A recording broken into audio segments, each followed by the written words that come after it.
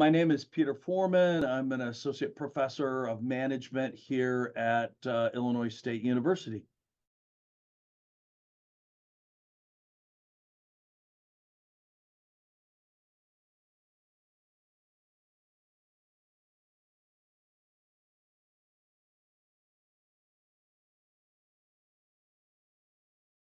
For 26, 27 years.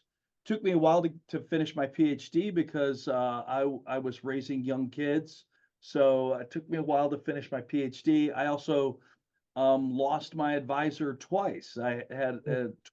Twice I had my advisor leave the university to go to another university. So that created some delays. So I was that person who took like 7, 8 years to finish my dissertation and all my coursework and stuff. And then I spent a couple years as a visiting professor, and then I came here, and I've been here for this is my 20th year.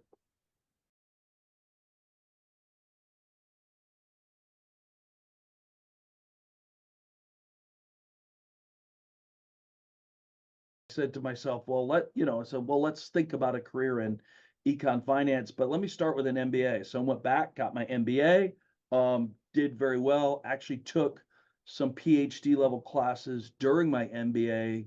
I took econometrics, I took a couple of other PhD level classes in stats and said, wow, okay, this is kind of interesting. I'm pretty good at this.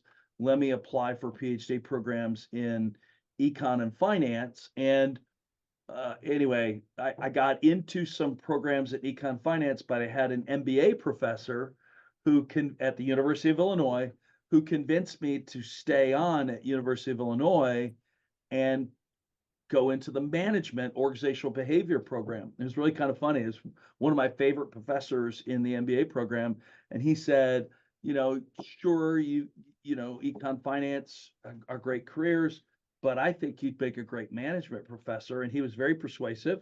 And between him and my HR, so this is a professor of bargaining and negotiation, Keith Murnian, and Jerry Ferris, who's a professor of HR at the time.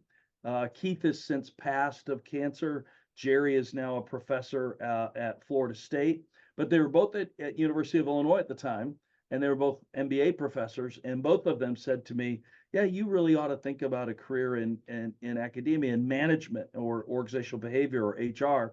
And so I did that, and it turned out to be a great fit.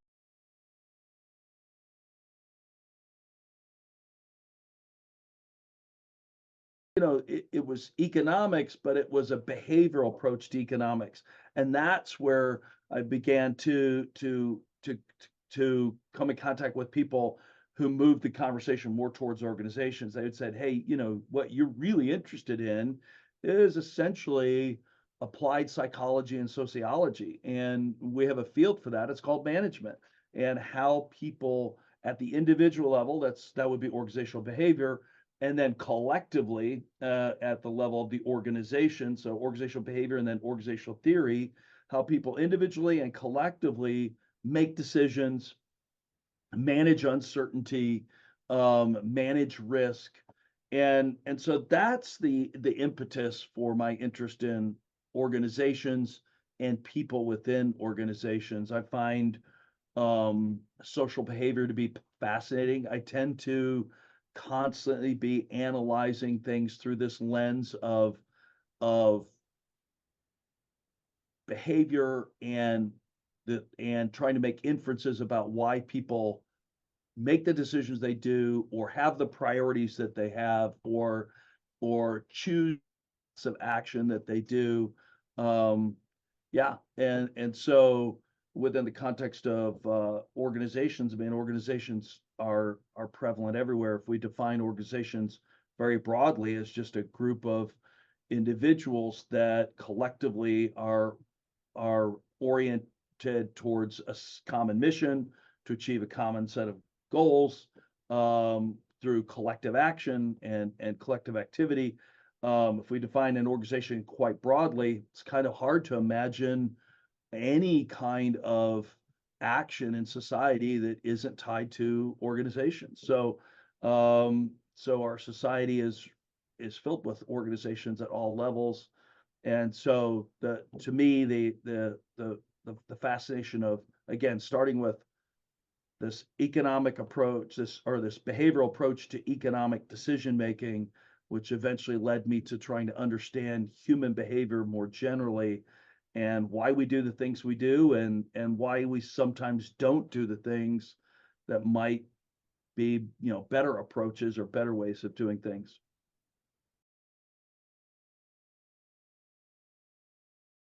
So it took me a little bit longer to get my career started.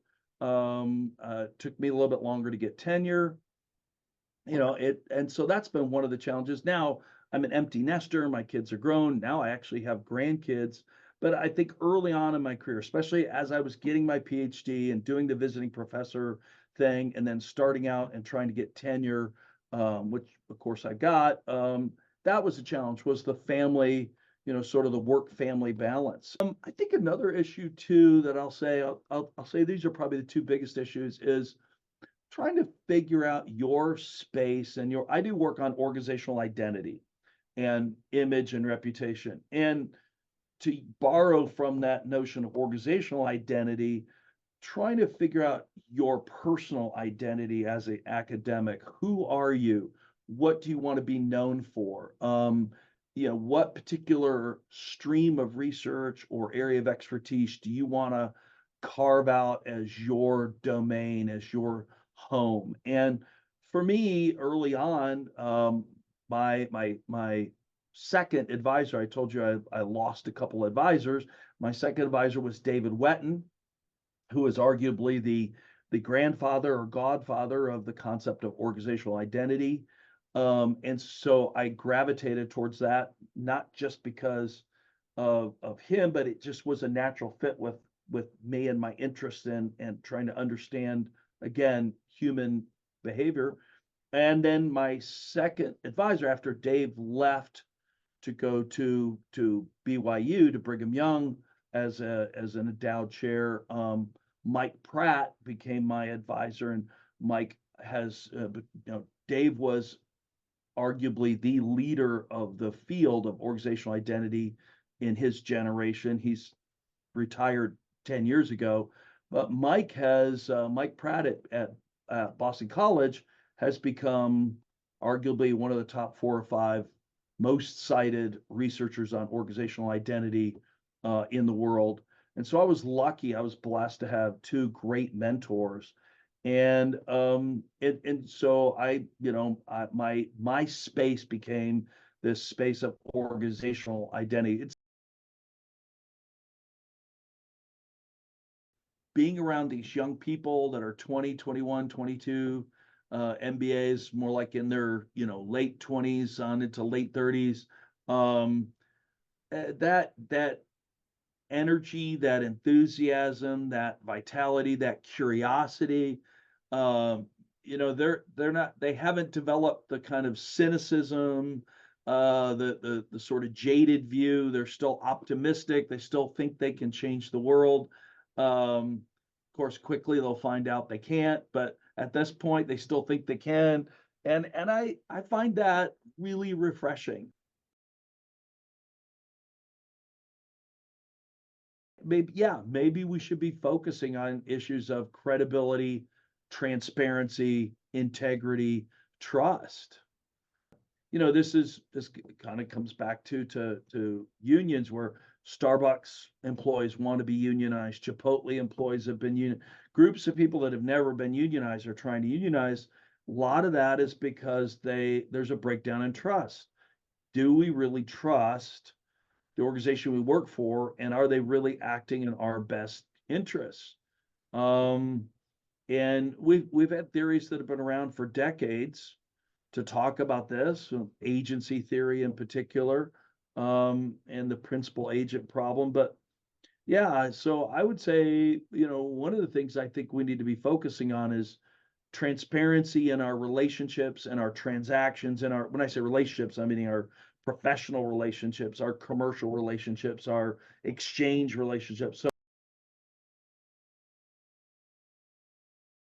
if you've got a really interesting piece of research and it's really well written, it doesn't matter where it appears, it's going to get an audience